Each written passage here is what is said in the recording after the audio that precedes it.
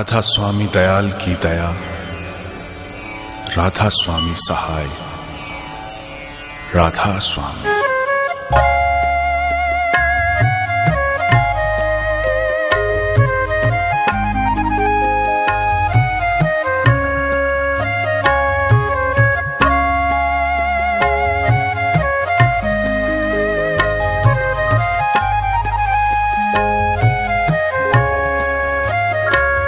मेरे प्यारे गुरु दातार मंगता द्वारे खड़ा, मैं रहा पुकार पुकार में हर कर दो। की चेतना को, राम और कृष्ण की चेतना को, हजरत मोहम्मद और ईसा मसीह की चेतना को अपनी आत्मा के अंदर, खुद के अंदर उस नूर को, उस शब्द को, उस नाद को पैदा कीजिए। कर दो जरा मेरे प्यारे गुरु दातार मंगता द्वारे खड़ा। और फिर इन भावों के साथ क्या खुदा, मैं तुझसे नाराज नहीं हूँ, मायूस तो हूँ लेकिन तुझसे नाराज नहीं हूँ। मुझे भरोसा है कि तू एक दिन आएगा और फिर ऐसे आएगा कि केवल तू ही तो रह जाएगा। मैं रहा पुकार पुकार में हर कर दो जरा,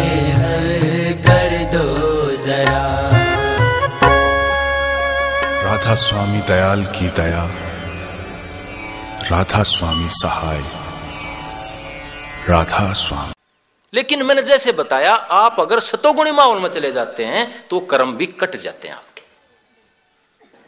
एक शब्द वेदी गुरु के पास आप चले जाते हैं, उसकी संगत में, उसकी सोबत में चले जाते हैं, तो जो बीज बुराई के थे वो जम नहीं पाते हैं, कुदरती वो कर्म हमारे कट जाते हैं। तो गुरु के पास जाकर के क्या मिलता है कि जो ये हमारे भय हैं, विषाद हैं, अंदर की ताला मिली है, अंदर की टेंशन है, जो हम पल पल में डरते रहते हैं, एक व्रत रखा तो फिर दूसरा, फिर तीसरा, हजार जगह बटे हुए हैं, इनसे आदमी नरोड़ा हो जाता है।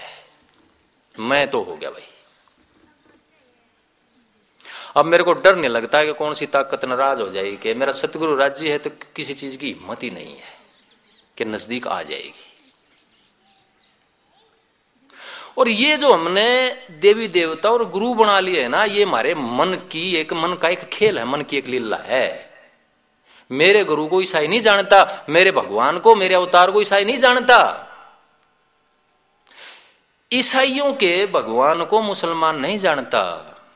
ये हमारे एक मन का खेल शुरू हो गया। सिर्फ अगर इस खेल का फायदा आप लोगों को उठाना है तो एक जगह जुड़ के अपनी आस्था पैदा करिए। जैसे मैंने कहा कि हजारों वासनाओं से हट करके एक वासना पे आ जाइए, एक वासना पे आ जाइए। जैसे मैंने बताया, गुरु की वासना पे आ जाइए, एक प्यारी वासना है।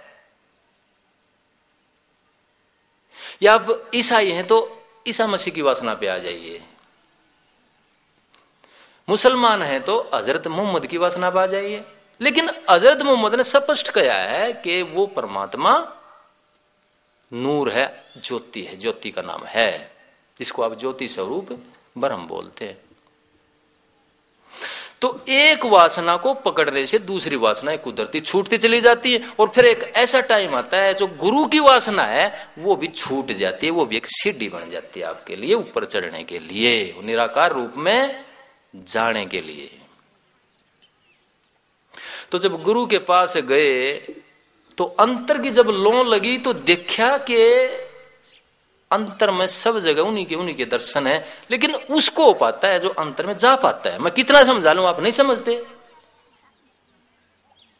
गुरुमुख कौन हो सकता है जो अंतर में चला जाएगा। सारी चीजों को कौन छोड़ सकता है जब उसको सारी चीजों में अंतर में आप देखेंगे। जब वो नूर उबर के आता है तो उसमें सारे रूप, कभी किसी मनमाना देवता का आ जाए, कभी किसी का आ जाए, कभी किसी का आ जाए, वही नूर अलग अलग रूप में प्रकट होने लग जाता है। और आपको पता चल जाता है कि यही नूर सब देवताओं में आकर के प्रकट होया है। इसी नूर बिजली की धार यही है। ये जो महापुरुष आए हैं, जो अवतार आए हैं, ये तो इस प्रकाश के सिर्फ एक बल्लभ थे और वो बल्लभ आज फ्यूज हो चुके हैं, इतिहास बन चुके हैं। इतिहास का मतलब डेथ।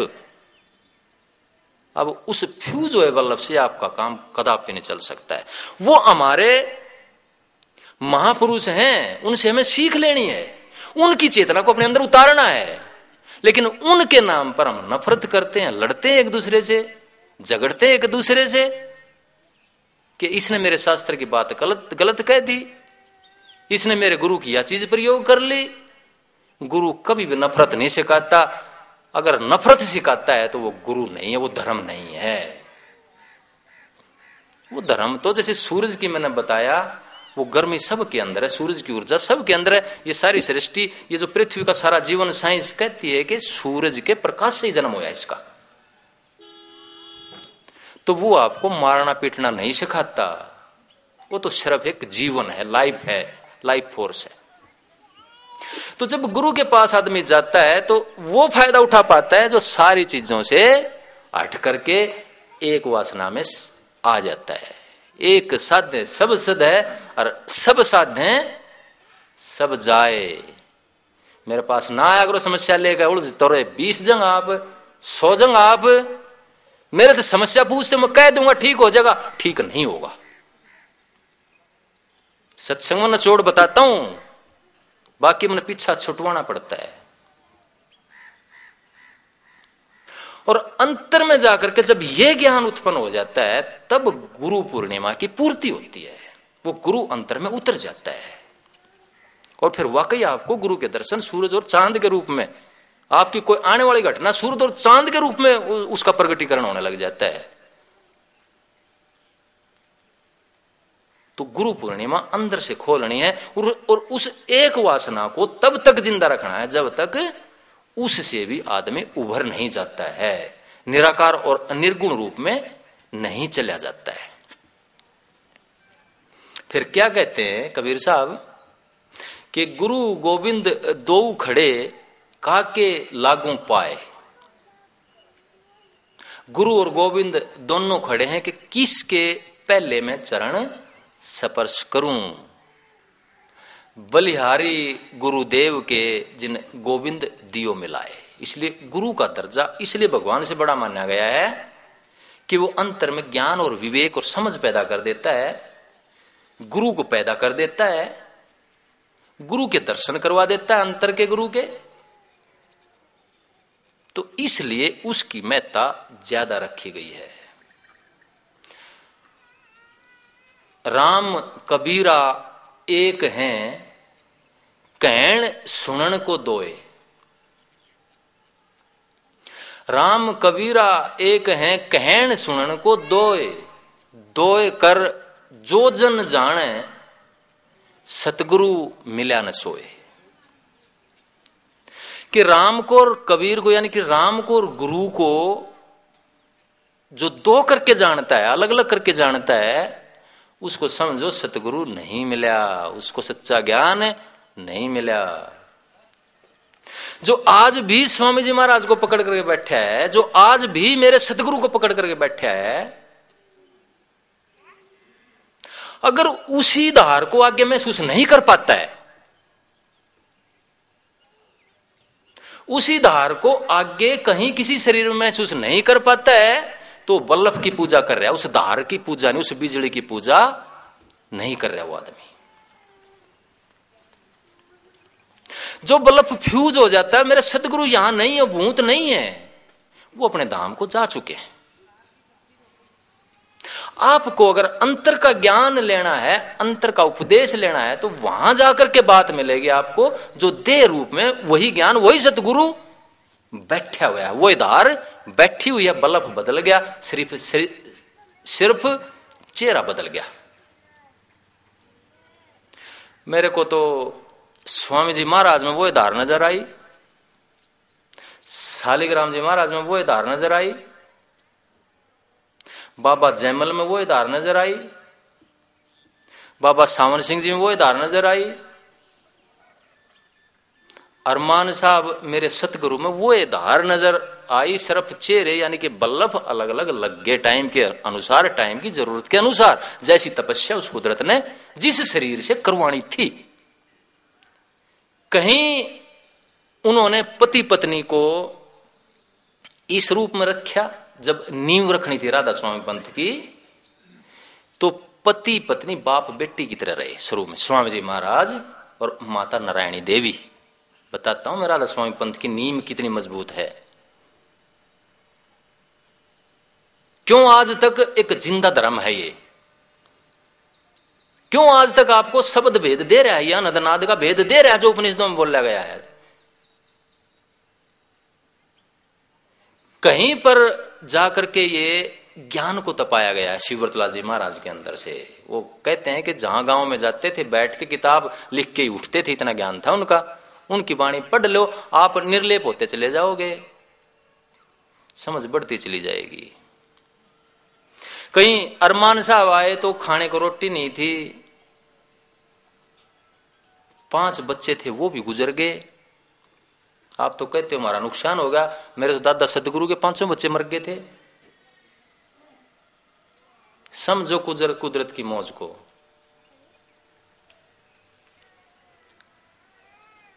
श्री कृष्ण के साथी सारे महल्ले में गड़ गए थे पांडव।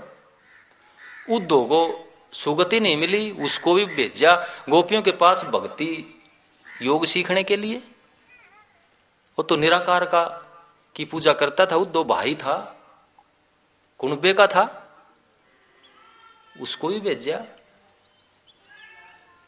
तो जैसा कर्म करेंगे उसका भुगतान हमने करना पड़ेगा। हाँ, इतना है कि अगर अच्छी संगति में कुदरती चले जाते हैं तो वो भुगतान टल जाता है। सतगुरु राजी तो करता राजी, और काल कर्म की लगनाबाजी। इसलिए कुदरती जब सुबह उठ करके आप घर में शब्द चला देते हैं, शाम को सोते हैं तो एक सतगुरु की चर्चा होती है, अध्यात्म की चर्चा होती है। उस घर में भूत आ जाए तो मेरे से मिल लेना आकर के।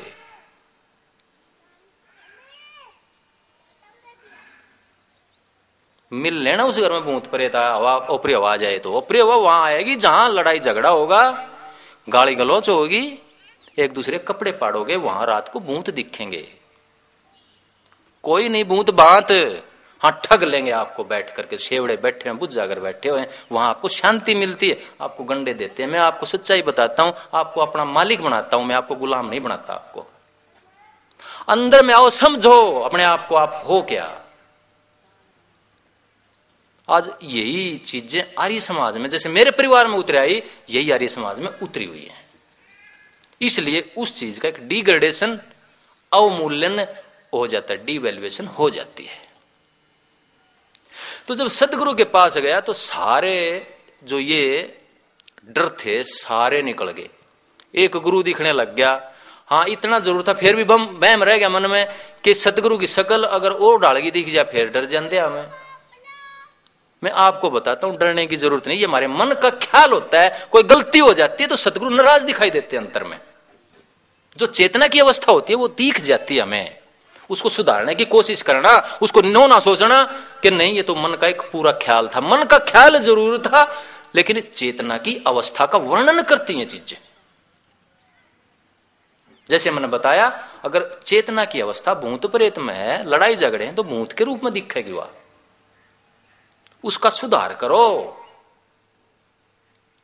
अगर सपने में ध्यान में अच्छे विजन होते हैं तो सोचो कि अंदर की चेतना की अवस्था अच्छी है हमारी। सतगुरु के दर्शन होते हैं, देवी देवताओं के दर्शन होते हैं, सोचो कि चेतना की अवस्था अच्छी है। लेकिन इस दर्शन को फाइनल मत समझ लेना।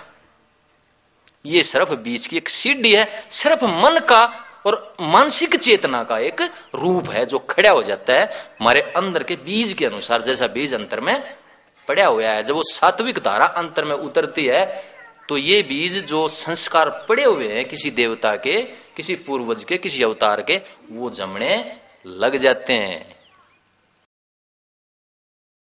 कृष्ण के दर्शन होते हैं क्योंकि मैं हिंदू हूं। एक ईसाई को और मुसलमान को तो नहीं होते। ये बीज हैं जो मेरे अंदर पड़े हुए हैं। जब अंतर में जब आध्यात्मिक धारा फूटती है जीवन धारा उतरती है, गुरु की धारा जब उतरती है तो ये बीज जमते हैं और ये दर्शन होने लग जाते हैं। सात्विक विचार जब पैदा होता है, वातावरण जब अंतर में निर्मित होता है, तो जो बीज अंतर में पड़े थे अच्छाई के, अच्छा वातावरण, तो अच्छे बीज जमेंगे तो राम और कृष्ण और देवी देवता दर्शन होने लग जाएंगे। और एक ईसाई है तो उसको ईसा मसीह के दर्शन होंगे, और मुसलमान है तो उसको हजरत मोहम्मद या दूसरे पीर औलिया सूफी संतों के दर्शन होंगे। लेकिन ये बीच की सारी एक सीढ़ी है, इसके ऊपर आप किसी के दुश्मन ना हो जाना कि मेरे को तो भगवान के दर्शन हो गए, आप कितना चढ़ा दो। गुरु कहते हैं हाँ तेरे को भगवान के दर्शन हो गए, गुरु के दर्शन हो गए, तू पार हो गया, तेरे को मुक्ति होगी। ये सिर्फ थारा एक मन के अंदर बैठे हुए आत्मा की झलक नहीं है। यहां तक आत्मा की झलक जब आएगी जब इन सारे रूपों को बनाने वाला हो नूर, इन सारे नूर को और इन चीजों को पैदा करने वाला हो नाद, वो अंतर का घंटा, शंख, बीन, बांसुरी, ये सारे सुनते हैं। शरीर की चेतना नीचे से सिमटती हुई यहां आ जाती है तीसरे तिल के स्थान पे। नीचे का शरीर आपका एक जैसे मौत में चला जाता है, वो हालत हो जाती है। पुतली आंखों की उलट जाती है, जीव अलग में खिंच जाती है,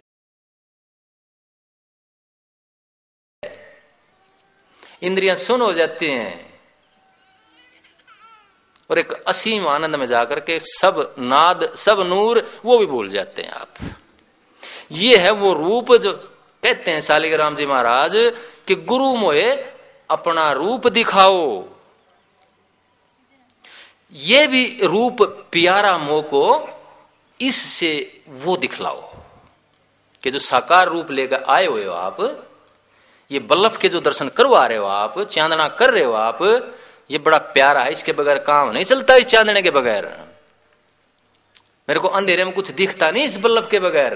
ये भी बड़ा प्यारा है, लेकिन जो धार है अंदर, जिसकी वजह से बल्लभ के अंदर चांदना आ रहा है, उसके भी दर्शन करवा दो, उस धार का स्रोत भी तो दिखा दो।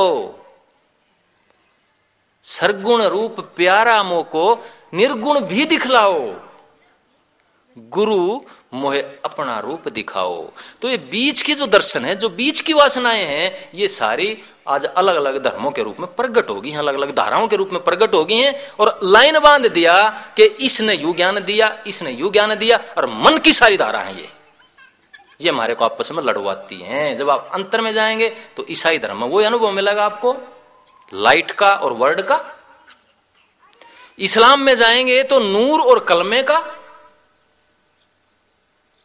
वो ही अनुभव, एक कॉमन अनुभव आ जाएगा। कॉमन अनुभव आते ही आपकी दीवारें फ्यूज हो जाएंगी, कहां लड़ाई झगड़ा होगा, कहां आतंकवाद आएगा। फिर आतंकवाद तब तक आता है जब हम बाहर के एक मन के बनाए हुए धर्म के अंदर बंध जाते हैं, लिमिट के अंदर बंध जाते हैं। जहां तक लिमिट है कि ये लाइन है, इस लाइन से बाहर नहीं चले जाओगे आप, बोल नहीं दोगे आप, तो धर्म से आपको बाहर निकाल दिया जाएगा। लिमिट नहीं होती उस कुदरत की, उस भगवान की, उस परमात्मा को लिमिटलेस है, वो इम्पेरिशेबल है, वो इम्यूटेबल है, वो नाश नहीं होता उसका कभी भी, वो सबके अंदर है। तो जब गुरु के पास जाते हैं तो आप सब क्या न छोड़कर एक वासना के अंदर आ जाते हैं। सारी वासनाओं की जड़ कटने लग जाती है, तो दुख सुख से कुदरती आदमी दूर होता चला जाता है।